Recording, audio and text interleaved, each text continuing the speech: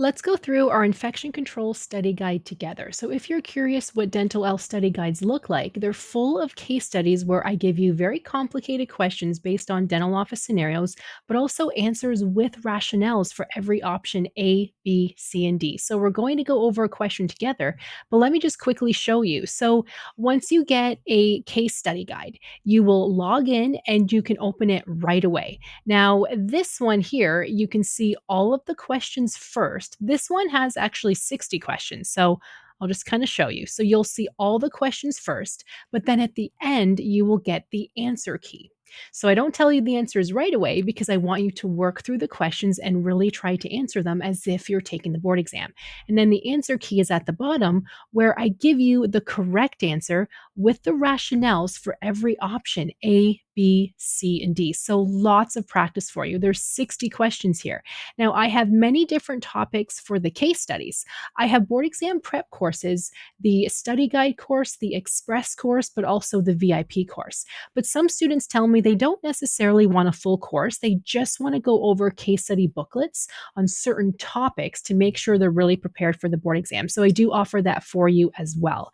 Now, this one in particular is $11. That's it for 60 full questions, case studies to help you practice. Now, if you're a VIP member, don't sign up for this because you get all of these case studies inside your courses anyway. We have new case studies every single week when we have our live classes. So if you're a VIP member, don't purchase this because you have it already.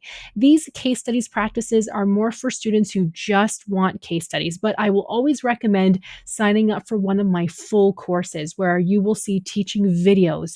You get access to live classes, so it's really helpful in passing the board exam. But without further ado, let's go through one of the questions so you can kind of see what types of questions are inside these case studies practices. So, number one, and I'm just going to read it out to you. During treatment, a patient coughs and saliva splashes onto the counter next to the tray. What should you do first? Do you cover the contaminated area with a sterile drape and continue? Or do you B, wipe the counter at the end of the appointment and continue? Do you pause treatment and disinfect the counter immediately? Or do you ask the patient to rinse and ignore the surface, so that contaminated surface? Now, I'm going to go right down to the answers just to show you what that looks like again. So, we're going over number one. We just went through the question. Now, what's the answer? The answer is going to be B. You want to wait until the end of the appointment to disinfect everything because you're going to have to wait to the end anyway. So B is the best answer, is to wait until the end. Why is that? Because it wouldn't be feasible in the middle of a procedure to stop every time you think there's going to be a spray of blood or spray of saliva and wipe the counter. That's just too much stopping and a waste of those disinfecting wipes. And if you think about it, when you're prepping for a crown or you're doing a teeth cleaning or you're taking x-rays, there's going to be saliva and everything everywhere. It's true. Even if you can't see it, there will be, right? So it wouldn't be feasible to stop every time. This is why we wipe everything thoroughly at the end of the appointment. So again, B is the best answer. Now, a lot of you might have thought, okay, wait a minute, we want to spread we want to stop the spread of infection. So C is actually the better answer because we want to immediately discontaminate those surfaces. Well, that's not true. Again, that would just be too much starting and stopping. So let's go through another one to kind of test your knowledge a little bit more. Number two, a sealed instrument package comes out of the autoclave with moisture inside, but the indicator strip shows proper change. What is correct? Is it A, to use the instruments as indicated by the strip? Do we wipe the instruments dry with sterile gauze before use? Do we reprocess the instruments because moisture comprises sterility? Or D, leave them to dry in the sterilizer with the door open? So, what do you think the best answer is? Again, let's skip through so I can show you how this works here. So, number two, again, we want to reprocess the instruments because moisture does compromise the sterility.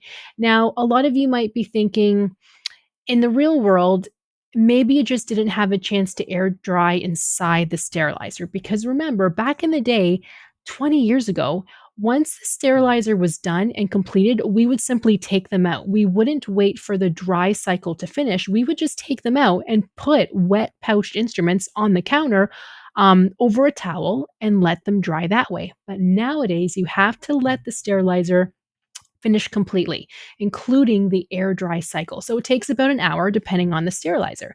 So if you are to take the instruments out and they're still wet, well, that's not normal. Something could be actually wrong with the sterilizer, or you had over packaged the sterilizer. There's too many pouches, there's too many wraps in there.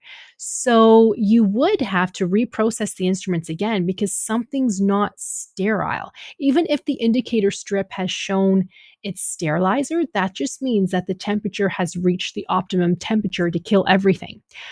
But if the package is wet, the air particles from outside, from the air, are getting into that pouch. And that means it's not as sterile as it should be. So, this is why the correct answer is to reprocess those instruments. But you don't just throw in the pouches back in, or you don't just start the sterilizer again. You have to unwrap or depouch, take the instruments out of the pouch, everything. And you have to repouch them or rewrap them again because that outside is wet. So does that make sense? Now, we went over actually all of these questions in it was week 4, module 4 with our live classes for the Board Exam Prep Academy. We went through all of these. And I explain them thoroughly, much more than you see the rationales inside the study guide here. I do explain all of these in our live classes. So, again, if you're a VIP member, you have all of these already. You don't want to repurchase this. But sometimes it's so much more, right? Than just going over what's correct and what's not correct. That is where a tutoring course can really help you, where I offer you full support. We have our live classes. You can ask me questions anytime in our members only Facebook group. Sometimes that's all you need to really feel confident. And you could try to figure out these answers on your own forever. But doesn't it just make it so much easier if someone's there to explain it to you right away? So that's where I come in. So feel free to comment. Let me know of any questions. I have 3 separate board exam prep packages if you want, or feel free to just sign up for a bunch of case studies packages. That's okay too. Just the only thing with the case studies package is I'm not there to teach it to you, but you do see all the answers and rationales right there for you. I'm always happy to help. So thank you guys for watching, and I'll see you in the next one.